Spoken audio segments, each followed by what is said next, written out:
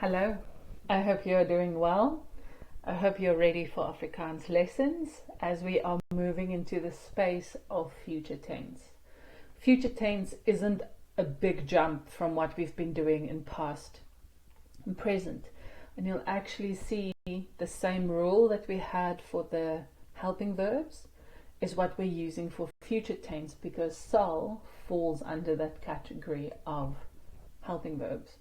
Today we will also be looking at adding place to our stompie, and with place we automatically have prepositions. So we have stompie in future tense, which means more time words, place, as well as prepositions. So before we jump into that, let's do a greeting.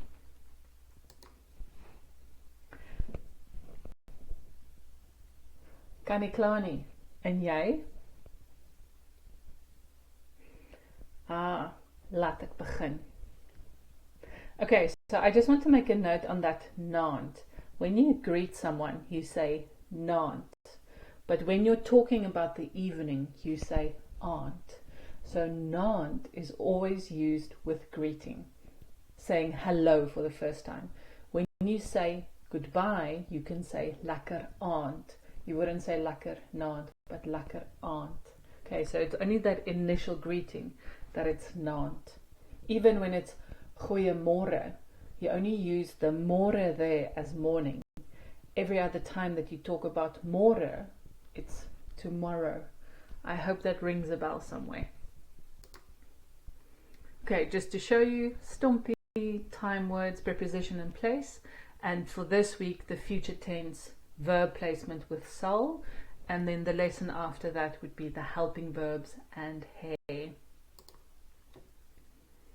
Okay, look at all these time words. Aren't you excited for all these sentences that you can make in future tense? I will read them. You can echo with me. Môre, tomorrow. Môreoggend, tomorrow morning. Môre middag, tomorrow afternoon. Môre aand, tomorrow evening. Volgende week. Volgende jaar. Oormôre. I like this because it's over tomorrow. No. In die toekoms. Later. Later vandag. Later vanaand.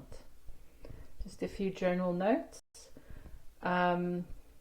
You can also say volgende Kersfees, next Christmas, or volgende Julie, next July, volgende maandag, next Monday.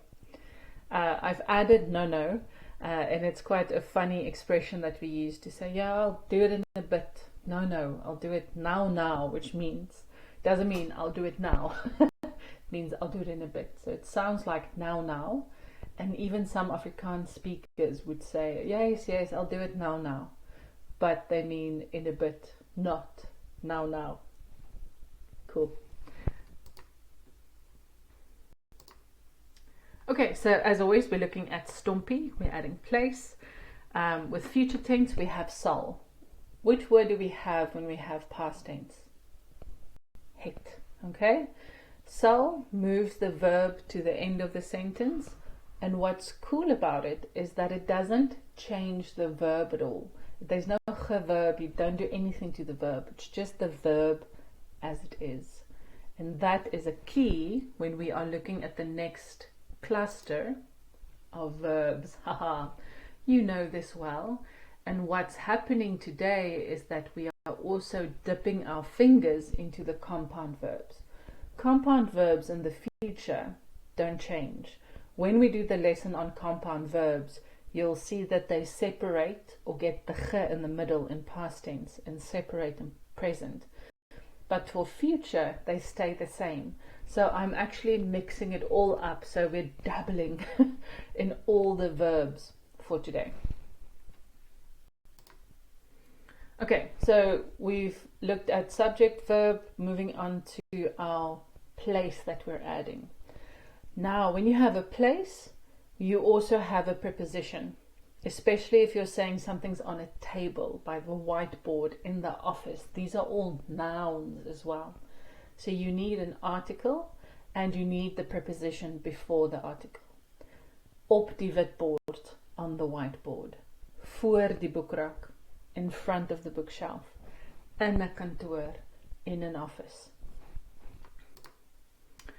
Another few examples. Agter die deur, behind the door. Langs die muur, next to the wall. Met 'n vrou, with a woman. Op die dak, on the roof. Uit 'n bottle, out of a bottle. Okay, so it almost feels like there's a story there. Behind the door, next to the wall, there's a woman on the roof with a bottle. But what's a bit more difficult about the prepositions is that they don't intuitively translate from English into Afrikaans. Some of the prepositions are linked to adjectives or they're linked to verbs.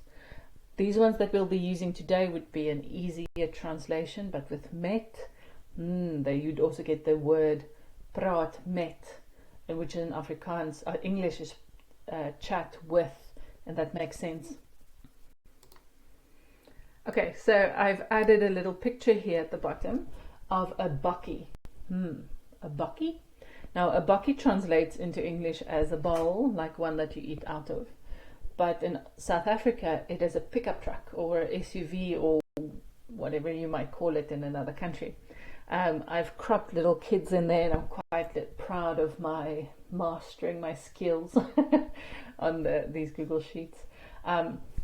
But just to refer to this word being a bakkie, it's a noun. So you have die bakkie or a bakkie. And let's look at that first sentence. I haven't translated die kinders and ek in this. I'm actually going to stop translating some of the words because I think you know the translations already, so that as we move on into the Afrikaans lessons, let's say 3-4 lessons from now, you'll be reading the Afrikaans and you've been building that vocab and building that confidence to read it and know.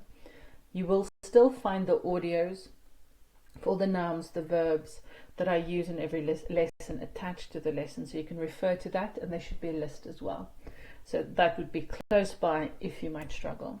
Let's do the sentence. Die kinders speel in die bakkie. The children are playing in the pickup truck. Ek ry op die plaas. I'm driving on the farm.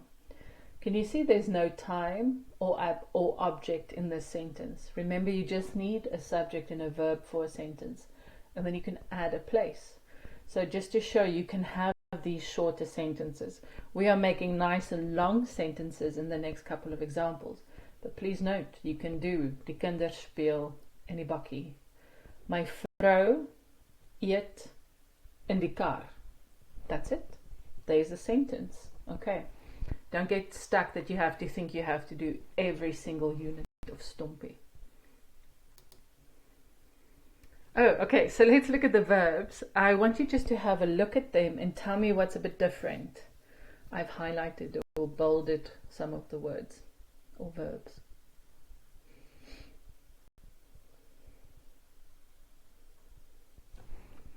Okay. This bestel is one of those verbs that don't get a ge in the past tense, but it doesn't matter because we're in present tense. The verb's not going to change anyway. We have wil and he. This is I want something. We'll be doing the next lesson. And all these words that I've bolded, op, oor, voor, uit, reg. These are all prepositions attached to a verb. They are compound verbs. Compound means attached together, like two units attached together. Opmerk, oortref, voorstel, voltooi, regkry, uitnooi, sit, uithelp. Okay, so one difficult thing about the compound verbs is that you have to get used to them, and I can't give you a full list. There would there would be just too many, but you'll get used to them. You get used to hearing them and seeing how they separate, or they stay the same in future tense. Let's go to the sentences. Okay, the same formula as you would do with a helping verb, the sal there, and it moves the verb to the end. That's it. I just kept the formula at the top, the template, and let's look at the sentence. Sy sal vanaand die groente in die oond sit. She will tonight the vegetables in the oven sit or put. There you go. Time word vanaand, tonight. Place, die oond is actually the place and in is the preposition. Let's look at the next sentence. Oops, sorry. Jy sal maandag die kok in die kombuis uithelp. You will Monday the chef in the kitchen help. Now this uithelp, compound verb, you just flop it over to the end. Just put it at the end. Let's do some more. Ons sal volgende week ons familie in Pretoria ontmoet. We will meet our family in Pretoria next week. Time word volgende week. Place in Pretoria. There's no article there like a or a d because it's not an object. It's not a noun. Well, it's a proper noun, but it's not.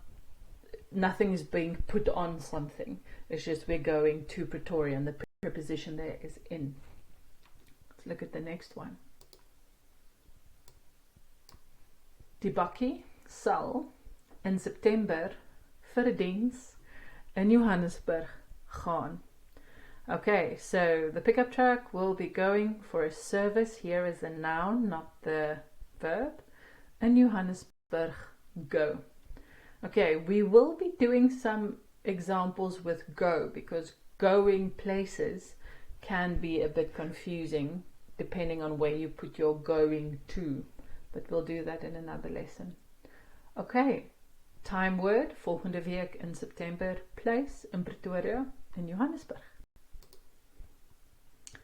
And there you go. You have done the present tense. My assessment or the translation conversions that you'll be doing will be focusing on sal for future tense. We are not looking at that at the helping verbs at the moment. We're just looking at sal. I will be doing it. That's it. Lekker dag.